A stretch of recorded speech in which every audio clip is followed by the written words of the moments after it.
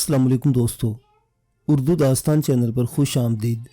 मुअज़्ज़िज़ सामीन हज़रात, आइए सुनते हैं उर्दू नावल हिमालया किस्त नंबर 41। मुअज़्ज़िज़ सामीन, आपसे उम्मीद की जाती है कि वीडियो को लाइक करें और चैनल को भी सब्सक्राइब कर लें, शुक्रिया। नुमान खां ज़हनी तौर पर उलझा हुआ था। उसके तमाम भाई बैंकॉक की तफरीहात में मशगूल थे। हर चंद के वो नुमान खां से ज़हनी तौर पर मुनरिफ नहीं थे, बल्कि खुद भी इस बात पर उलझे हुए थे कि न जाने उनका भाई क्या कर रहा है और अभी तक इसने क्या कुछ किया है। नुमान खां से इस हिस्से में सवाल किया गया तो इसने खुद को संभालते हुए कहा, देखो, तुम्हारी तमाम तर जिम्मेदारी मुझ पर है। मुमकिन है कभी ऐसा वक्त आ जाए कि मुझे तुम्हारी इमदाद की ज़रूरत हो। उस वक्त मैं तुमसे इमदाद हासिल करने में तकल्लुफ़ नहीं करूँगा, लेकिन जिस वक्त तक मैं तुमसे अपनी इस ज़रूरत का इजहार न करूँ, तुम्हें फ़िक्रमंद होने की ज़रूरत नहीं। ऐशो आराम से ज़िंदगी बसर करो, बैंकॉक की तफरीहात में हिस्सा लेते रहो। मुझे इस पर कोई एतराज़ या तरद्दुद नहीं है, लेकिन बस ये है कि खुद को यहाँ के माहौल में संभाले रखो, किसी भी ऐसी हरकत में मुलविस ना हो जो हमारे लिए परेशान कुन हो। तमाम भाई मुतमईन हो गए थे, लेकिन खुद नुमान खां ज़हनी तौर पर गैर मुतमईन था। डॉक्टर बरीटो ने उसे जिस प्रोग्राम के तहत यहाँ भेजा था, अभी तक नुमान खां को इसमें कोई कामयाबी नहीं हुई थी। हर चंद की उसे रहाइश, ज़िंदगी गुजारने के दूसरे लवाजमात और मुकामी तौर पर अखराजात के लिए कोई परेशानी नहीं हुई थी, लेकिन अपनी पहली कोशिश में नाकाम रहने के बाद वो बददिल सा हो गया था। इसकी ख्वाहिश थी कि अपने तौर पर काम करे, लेकिन इसे इसके मौके मुयस्सर नहीं हो रहे थे। इसी परेशानी के आलम में था कि आईवी उसके पास पहुंच गई। नुमान खां इस वक्त अपने कमरे में खामोश बैठा था कि आईवी उसके कमरे में दाखिल हुई और नुमान खां उसे देखकर चौंक पड़ा। उसने फीके अंदाज में मुस्कुराने की कोशिश की। आईवी उसके सामने आ बैठी थी। सॉरी नुमान खां, मैं महसूस करती हूँ कि रोज़े अव्वल से तुम्हारे लिए उलझन बनी रही हूँ, लेकिन मेरा ख्याल है कि मैं तुम्हें मज़ीद उलझनों में गिरफ्तार नहीं करूँगी। अगर मुनासिब समझो तो आज अपना कुछ वक्त मुझे दे दो। कहो कहो, मैं सुन रहा हूँ। बहरहाल तुम मेरी मोहसिन हो, मेरे मोहसिन की बेटी हो, और मुझे अफसोस है कि मैं तुम्हारे लिए वो सब कुछ नहीं कर सका जो एक मोहसिन का एहसान अदा करने के लिए होता है। नुमान खां ने कहा, अल्फाज से मत खेलो नुमान खां, मैं अल्फाज का खेल खेलने नहीं आई, बल्कि तुमसे दो टोक गुफ्तगू करने आई हूँ। किस बारे में? नुमान खां ने बदस्तूर नरमी से पूछा। अपने और तुम्हारे बारे में, आईवी ने जवाब दिया और नुमान खां के होंठ सिकुड़ गए। चंद लम्हात वो आईवी को देखता रहा, फिर बोला, कहो क्या कहना चाहती हो? मैं ये मालूम करना चाहती हूँ नुमान खां के तुम यहाँ मेरी मौजूदगी पसंद करते हुए नहीं। आईवी, इस बारे में मैं क्या कह सकता हूँ? ज़ाहिर है कि डॉक्टर बरीटो ने हम दोनों को यहाँ भिजवाया है। डॉक्टर बरीटो के मुझ पर बेपनाह एहसानात हैं। उन्होंने ना सिर्फ मुझे बल्कि मेरे भाइयों को भी एक बेहतर ज़िंदगी देने की कोशिश की है। हर चंद के यहाँ मैं भी ये सब कुछ हासिल करने में नाकाम रहा हूँ, लेकिन यहाँ तक पहुँचना ही मेरे लिए मुश्किल था, और मेरी मुश्किल डॉक्टर बरीटो ने आसान कर दी। इन हालात में अगर मैं ये कहूँ आईवी के मैं डॉक्टर बरीटो का एहसानमंद नहीं हूँ, तो ये नासपासी होगी और मैं ये नहीं कर सकता। लेकिन जहाँ तक मसला मेरा और तुम्हारा है, तो मैं मज़ीद कुछ वजाहत चाहता हूँ। इस हिस्से में तुम्हारा क्या रवैया है? नुमान खां, मैं तुमसे मोहब्बत करती हूँ। मैं तुम्हें अपनी ज़िंदगी में शामिल करना चाहती हूँ, हमेशा हमेशा के लिए। मैं तुम्हारी बीवी बनकर रहना चाहती हूँ। कि तुम आजकल या ज़िंदगी के किसी भी दौर में मुझे इसका मौका दोगे? शायद नहीं, नुमान खां ने सर्द और सपाट लहजे में जवाब दिया, और आईवी की आंखें डूबा आईं। उसने नमनाक निगाहों से नुमान को देखा और बोली, क्यों? इसलिए आईवी कि मेरे सामने ज़िंदगी का एक बहुत बड़ा मिशन है, एक मकसद है जिसे तुम न समझ सकोगी।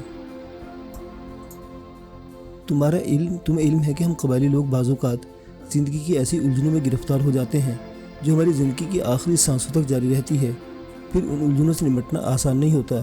चुनांचे यूँ भी होता है कि हमारी सारी ज़िंदगी इसी तरह गुजर जाती है और हम अपने लिए कुछ नहीं कर पाते। मेरी भी ज़िंदगी ऐसे ही वाक़यात से इबारत है। मैं अपने भाइयों को इस मुसीबत से बचाए रखना चाहता हूँ, लेकिन मेरी अपनी ज़िंदगी, तुम यकीन करो, हर वक्त पिस्तौल के धाने पर है। न जाने किस वक्त क्या करना पड़ जाए। आईवी, इसलिए मैं अपनी ज़िंदगी में किसी और को शामिल करना नहीं चाहता। बस ये बात है नुमान खां, या कोई और बात भी है? आईवी ने पूछा। नहीं आईवी, यही बात है। एक और सवाल करूँ? हाँ, नुमान खां ने जवाब दिया। तुम किसी और को तो अपनी ज़िंदगी का साथी नहीं बनाना चाहते? नहीं, हरगिज़ नहीं। किसी से प्यार भी नहीं करते? नहीं। सोच समझ कर ये बात कह रहे हो नुमान खां? आईवी की आंखों की नमी गायब होती जा रही थी। मैं पूरे एतमाद और भरोसे के साथ ही बात कर रहा हूँ, नुमान खां ने जवाब दिया। تو نعمان خان اس کا مطلب ہے کہ تمہاری زندگی میں کوئی اور لڑکی نہیں ہے؟ نہیں، میں بھی نہیں ہوں، آئیوی نے پوچھا اور نعمان خان چونک کر اسے دیکھنے لگا، پھر آہستہ سے بولا، آئیوی نے تم سے بڑی سادگی سے حقیقت کہہ دی ہے۔ اگر تم ایک لڑکی کی حیثیت سے کسی کا میری زندگی میں شامل ہونے کا تصور کر سکتی ہو تو پھر یوں سمجھو، اگر ایسا ہوتا تو وہ لڑکی تم ہوتی۔ بس آئیوی، ان الجھنوں میں نہ پھنسو۔ میں نے تم سے جو کچھ کہا ہے وہ ایک سچے ساتھی اور دوست کی حیثیت سے کہا ہے۔ ان الفاظ نے تو مجھے بہت کچھ دیا ہے نعمان خان۔ تم کیا سمجھتے ہو کہ یورپ کی عورت بالکل ہی دیوانی ہوتی ہے؟ کیا اس میں کبھی کوئی اچھا تاثر نہیں پڑ سکتا؟ غلط سوچ ہے تمہاری نعمان خان۔ میں ایک سچے ساتھی کی حیثیت سے بھی تمہارا ساتھ دے سکتی ہوں۔ میں کبھی یہ نہیں چاہوں گی کہ تم میرے ساتھ پھنس جاؤ اور اپنے فرض کو فراموش کر دو۔ ہمیں ایک محبوب کی حیثیت سے، ایک دوست کی حیثیت سے ساتھ تو دے سکتی ہوں۔ آئیوی، اگر تم یہ چاہتی تو بھلا مجھے اس پر کیا اعتراض ہو سکتا ہے؟ اچھا چھوڑو ان باتوں کو، یہ بتاؤ کہ تم الجھے سے کیوں رہتے ہو؟ کیوں پوچھ رہے ہو سب کچھ آئیوی؟ کیونکہ میں تمہاری دوست ہوں۔ آئیوی، مجھے میری زندگی کا محور ابھی تک نہیں مل سکا، میں اب بھی نہیں سمجھی۔ دیکھو آئیوی، میں ایک بہت بڑے قبیلے سے تعلق رکھتا ہوں۔ میرے باپ کی ایک حیثیت تھی، ہم لوگ یورپ میں رہتے تھے، اپنے قبیلے سے ہمارا تعلق تھا، پھر اس قبیلے میں میرے باپ کو قتل کر دیا گیا۔ یورپ میں ہم لوگ کافی دولت مند تھے اور ہماری یہ دولت ہمارے تایا کی وساطت سے تھی۔ پھر یوں ہوا کہ ہمارے تایا نے اپنے بھائی کی موت کا انتقام لینا چاہا، ہر چند کے انہوں نے میرے باپ کے قاتلوں سے انتقام لینے کا فیصلہ کیا تھا، لیکن صورتحال بہت الجھ گئی۔ میرے باپ کا قاتل تو نہ مارا جا سکا، اس کی ماں ہمارا شکار ہو گئی اور اس کے جواب میں ہمارے باپ کے قاتل نے ہماری 4 بہنوں کو قتل کر دیا۔ ہماری ماں اس غم میں جل کر ہلاک ہو گئی اور ہم نیم پاگل ہو کر رہ گئے اور پھر اپنے تایا پر لعنت بھیج کر واپس یورپ آ گیا۔ چونکہ اس خورز دور میں میں اپنے بھائیوں کو بھی نہیں کھونا چاہتا تھا، ہم وہ سب کچھ چھوڑا آئیوی جو ہمارا اپنا تھا اور اسرت کی زندگی بسر کرنے لگے۔ میں یہ چاہتا ہوں آئیوی کہ ایک بار پھر دولت کما کر کوئی مقام حاصل کروں اور اپنے بھائیوں کو ایک مناسب زندگی، اور پھر اس کے بعد اپنے دشمن کی تلاش میں نکلوں۔ تم شاید اس بات سے واقف نہیں ہو کہ ہماری زندگی میں دشمن کو بڑی اہمیت حاصل ہے، وہ بڑی حیثیت رکھتا ہے، اس کے بعد ہم کسی اور کو اہمیت دیتے ہیں۔ اگر ہم اپنے دشمن کو جیتے جی ہلاک نہ کر سکے تو تم یقین کرو ہم قبیلے میں جانے کے قابل نہیں ہوتے، ہم اس قبیلے سے اپنا نام منسلک نہیں کر سکتے۔ یہ ہمارے لیے شرم کا باعث اور قبیلے کے لیے بھی شرم کا باعث ہوتا ہے۔ میں یہ سب کچھ کرنا چاہتا ہوں آئیوی، لیکن مجھے وہ مراد حاصل نہیں ہے جو ہونی چاہیے۔ ابھی تک کچھ لوگ مجھ پر مسلط رہے ہیں۔ میں فالکر کی بات کرتا ہوں، اس نے ایک پلان بنایا اور ہم اس پلان میں ناکام ہو گئے۔ مجھے یہ ناکامیاں پسند نہیں آئیوی۔ اگر میں مزید انہی الجھنوں میں رہا تو پھر شاید میں یہاں نہ رہ سکوں۔ لیکن نعمان خان، کامیابی اور ناکامیاں تو ہوتی ہی رہتی ہیں، ان سے بدل ہونا تو مناسب نہیں ہے۔ بے شک آئیوی، میں مانتا ہوں، لیکن میں خود کچھ کرنا چاہتا ہوں، مجھے اس کا موقع ملنا چاہیے۔ میں تمہیں وہ موقع فراہم کروں گی، اس میں الجھنے کی کیا بات ہے؟ نہیں آئیوی، پھر وہی بات ہو جائے گی، میں وہ ساتوں کے فریب میں کب تک آتا رہوں گا؟ بس ایک بار اور صرف ایک بار اور، آئیوی نے کہا اور نعمان خان الجھی نگاہوں سے دیکھنے لگا۔ نہ جانے تم کیا کرنا چاہتی ہو، کیا سوچ رہی ہو، نعمان خان نے کہا اور آئیوی نے اس کے بازو پر ہاتھ رکھ دیا۔ کوئی خاص بات نہیں سوچ رہی اور نہ ہی کوئی بہت بڑا کام کرنا چاہتی ہوں۔ میں تمہیں وہ حیثیت دلوا دوں گی جو تمہاری اپنی پسند ہے، پھر تم جانو گے اور تمہارا کام۔ نعمان خان خاموش ہو گیا۔ آئیوی تھوڑی دیر تک اس سے باتیں کرتی رہی اور پھر اٹھ کر وہاں سے نکل آئی اور اسی شام فالکر نے نعمان خان سے ملاقات کی۔ ہمارے سپرد ایک اور ذمہ داری کی گئی ہے نعمان خان، اور اس بار تمہیں ان سارے معاملات کا انچارج بنایا گیا ہے۔ میرا خیال ہے کہ آج رات ہی یہ نیا کام تمہیں سونپ دیا جائے گا۔ کیا کام ہوگا؟ نعمان خان نے پوچھا۔ اس کی تفصیلات بھی تمہیں رات ہی کو بتائی جائیں گی، مجھے صرف یہ بھنک ملی ہے، فالکر نے کہا اور نعمان خان گردن ہلانے لگا۔ رات کو تقریباً 9:30 بجے کچھ افراد نعمان خان کے پاس آئے۔ انہوں نے اپنے کاغذات اور نشانات پیش کیے۔ یہ بریٹو کے گروہ ہی سے تعلق رکھتے تھے، لیکن دراصل بادشاہ خان کے آدمی تھے جو اس علاقے کا انچارج تھا۔ ان لوگوں کے سربراہ نے اپنا تعارف مارکر ایڈگر کی حیثیت سے کرایا اور پھر نعمان خان کے سامنے پروگرام کی تفصیلات پیش کرتا ہوا بولا، یہاں بینکاک میں اسمگلروں کے بہت سے گروہ مصروف عمل ہیں، کچھ چھوٹے ہیں کچھ بڑے، ہر گروہ اپنا ایک پس منظر رکھتا ہے، اس کی پشت پر بعض بین الاقوامی گروہ بھی ہوتے ہیں، اس لیے ہماری یہی کوشش ہوتی ہے کہ ہم ایماندارانہ طور پر اپنا کام جاری رکھیں، لیکن بعض اوقات مسٹر نعمان ہمارے درمیان کچھ ایسے معاملات پیش آتے ہیں کہ ہمیں ایک دوسرے کو نیچے دکھانے کے لیے مجبور ہونا پڑتا ہے۔ ایسے ایک گروہ رینڈا گروہ کہلاتا ہے، रेमन गैर मुल्की है, बैंकॉक से इसका कोई ताल्लुक नहीं, ना ही यहाँ इसके बहुत सारे अफराद हैं। बस वो कभी कभी कोशिश करता रहता है कि कुछ गैर मुल्की माल यहाँ फैला दे और यहाँ की मंडी को अपने काबू में करे। इस सिलसिले में उसने ऐसे ऐसे हथकंडे इस्तेमाल किए हैं जो तकरीबन सभी लोगों को नापसंद आए हैं। उसने लोगों को खासा नुकसान पहुँचाया है, जिसमें हमारा गिरोह भी शामिल है। यहाँ उसके एजेंट बाहरी से आते हैं और अपना काम करके निकल जाते हैं, इसलिए कभी वो हमारे हाथ नहीं आ सका और हम कोई जवाबी कार्रवाई नहीं कर सके। इस बार भी रेमन एक लॉन्च आ रही है जिस पर ख़ास किस्म का बरकी सामान लदा हुआ है। ये सामान बेहद कीमती है और इसका मार्केट में आ जाने का मतलब ये है कि हमने जो फौरी तौर पर अपना माल फैलाया है वो फेल हो जाएगा। चुनांचे हमें ये माल रोकना है और लॉन्च को लूट लेना है। ये लॉन्च पट्टी ग्रैग पर लगेगी और पट्टी ग्रैग पर रेमन के ख़ास आदमी मौजूद होते हैं। हमेशा ही वो ये इलाका इस्तेमाल करता है। चुनांचे इस बार हमें पट्टी ग्रैग पर रेमन के लॉन्च को ट्रैप करना है। इसका माल रेमन के पास नहीं बल्कि हमारे पास पहुंचना चाहिए। इस महीने की 17 तारीख को लॉन्च आ रही है। इस सिलसिले में मज़ीद तफसीलात आपको दरकार हों तो मिस्टर नुमान खां तो यकीनी तौर पर फराहम की जा सकती हैं। बाकी सारे मामलात आपको कंट्रोल करना है। गिरोह को इस माल से क्या फ़ायदा होगा? बस जनाब, दोहरा फ़ायदा है। अगर माल मार्केट में फैल गया तो हमें लाखों डॉलर का नुकसान उठाना पड़ेगा और अगर माल हमारे हाथ आ गया तो वो भी लाखों डॉलर का होगा। इस तरह हमें दोहरा फ़ायदा हासिल होगा। अगर ये काम कामयाबी से हो जाता है तो आपको कमीशन के तौर पर 10 लाख डॉलर अदा किए जाएंगे। ये हमारा मखसूस मुआवजा है। इसके अलावा जो लोग आपके साथ काम करेंगे उनके लिए 2 लाख डॉलर अलग से मखसूस होंगे जो आप ही को अदा कर दिए जाएंगे।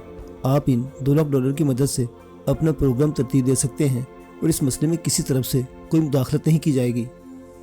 नुमान खां के होठों पर मुस्कुराहट फैल गई। ये पहला काम उसके हाथ आया था जो इसकी अपनी तबाह के मुताबिक था।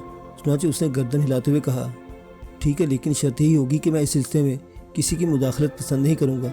इससे पहले भी हम एक कोशिश में नाकाम हो चुके हैं, लेकिन इस बार मैं अपने तौर पर इसकी प्लानिंग करना चाहता हूँ। आपको मुकम्मल तौर से ये इख्तियार दिए गए हैं। कामयाबी या नाकामी का कोई मसला नहीं है, एडगर ने जवाब दिया और नुमान खां ने पुरस्कुन अंदाज में गर्दन हिला दी। ठीक है एडगर, मुझे 4 ऐसे आदमी चाहिए जो मेरे साथ रहकर बैंकॉक में काम कर सके और मुकम्मल तौर पर यहाँ के हालात से वाकिफ़ हों। मैं सबसे पहले तो अपना ही नाम पेश करता हूँ जनाब। इसके बाद आप मुझे इजाज़त दे के मैं बाकी 3 अफराद का इंतखाब भी कर लूँ। मुझे मंजूर है मिस्टर एडगर, मुझे आपकी तकर्री मंजूर है, नुमान खां ने कहा और एडगर ने उसके सामने अपनी गर्दन खम कर दी। लेकिन सवाल ये पैदा होता है मिस्टर एडगर कि आप किसके नुमाइंदे बनकर और आपकी क्या हैसियत है? इस वक्त मैं गिरोह के इंचार्ज का नुमाइंदा हूँ जो यहाँ गिरोह कंट्रोल कर रहा है। इससे कबल आपकी क्या हैसियत थी? कुछ नहीं, गिरोह के लिए काम करता रहता हूँ और इस पुरएतमाद कारकुनों में शामिल हूँ। हमारा तरीक़ाकार इसी किस्म का है। कोई शख्स एक दूसरे शख्स पर हुक्मरान नहीं होता, सिर्फ इंचार्ज अपने नुमाइंदों को कंट्रोल करता है। इंचार्ज का अपना कोड वर्ड सूरज है, या फिर वो इसे तब्दील करना चाहता है तो अपने गिरोह के अरकान को इसकी इत्तला दे देता है। उसके हवाले से मुख्तलिफ काम सौंपे जाते हैं और हम उन्हें अंजाम देते हैं। ठीक है, ये बताओ कीथरू कौन है? एक नुमाइंदा, सिर्फ एक नुमाइंदा जो यहाँ के सरकारी ज़राए को कंट्रोल करता है। इसी किस्म के और नुमाइंदे भी हैं जो अपना काम करते हैं। ये गिरोह का तरीका बड़ा साइंटिफिक है। मिस्टर नुमान खां इंचार्ज कदीम रवायत से हटकर काम करता है और वो फरसुदा तरीके छोड़ चुका है जो इस किस्म के गिरोहों को हुआ करते हैं। अब हम में से हर शख्स इंचार्ज है और हर शख्स हिस्सादार है। सबको कमीशन मिलता है। जितना माली मुनाफा हासिल हो हम लोग इसमें से हिस्सा ब हिस्सा हकदार होते हैं। ये चीज़ें हमारे कारकुनों के लिए भी इत्मीनान बख्श हैं और इनमें सही कारकर्दगी की लगन पैदा होती है। बहर तो नुमान खां, मैं ज़ाती तौर पर आपसे ये गर्ज करता हूँ कि जो काम आपको सौंपा जा रहा है, अगर आप इसको सही तौर पर अंजाम देने में कामयाब हो जाए तो हमें न सिर्फ ये कि माली मुनाफा हासिल हो सकता है बल्कि आपके एक साख भी बन सकती है। फिर आपको गिरोह में कोई बड़ा ओहदा भी दिया जा सकता है। मेरी खुद अपनी यही ख्वाहिश है कि मैं कोई काम सलीके से करूँ। हालांकि इससे कबल मैं एक मसले में नाकाम रह चुका हूँ। बहर तो जो हुआ सो हुआ। जो शराइत मेरे लिए रखी गई हैं मुझे नहायत पसंद है और मैं उन लोगों को शुक्रगुजार हूँ जिन्होंने ये काम मेरे सुपुर्द किया। मैं इसकी अंजामदही के लिए अपने आप को मुकम्मल तौर पर तैयार करने के लिए तैयार करता हूँ कि आप मुझे इंचार्ज से गुफ्तगू करने का मौका फराहम करेंगे मिस्टर एडगर? हाँ, क्यों नहीं। आप किसी भी वक्त एक मखसूस फ़ोन नंबर पर गुफ्तगू कर सकते हैं। मैं ये तो नहीं कहता कि गुफ्तगू इंचार्ज से होगी, लेकिन आपका सेक्शन जो भी कंट्रोल कर रहा होगा आपसे इस मौजू पर तमाम तर गुफ्तगू कर लेगा। عجیب طریقہ کار ہے۔ بہرحال مجھے بتائیں مجھے کس نمبر پر رنگ کرنا ہوگا؟ نعمان خان نے پوچھا اور گرڈ نے اسے ایک نمبر بتا دیا، پھر بولا میرا خیال ہے جناب آج کی میٹنگ پوری ہوئی اور کوئی بات قابل ذکر نہیں رہ گئی، چنانچہ اجازت دی جائے۔ تم بھی جانا چاہتے ہو؟ جی ہاں، ایڈگر نے جواب دیا۔ پھر دوسری ملاقات کب ہوگی تم سے؟ اب اس سلسلے میں آپ جو احکامات دیں گے اس کی بجا آوری میرا فرض ہوگی۔ اب سے 2 گھنٹے کے اندر اندر آپ کی خدمت میں حاضر ہو سکتا ہوں۔ ٹھیک ہے، مجھے کچھ اور تفصیلات درکار ہوں گی، اس سلسلے میں تمہارے دیے ہوئے نمبر پر بات کر لوں گا۔ کیا میں اس ٹیلی فون نمبر پر اطمینان سے گفتگو کر سکتا ہوں؟ جی ہاں، اس میں کوئی تردد نہیں۔ یہاں ہمارے تمام کام مکمل ہیں اور ہمیں کبھی کوئی دشواری پیش نہیں آئی، ایڈگر نے جواب دیا۔ اور اس کے بعد مزید کچھ رسمی گفتگو ہوئی، پھر ایڈگر چلا گیا۔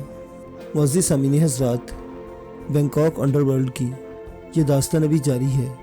بقیہ واقعات اگلی قسط میں دیکھتے رہیے۔ اردو داستان۔ اللہ حافظ۔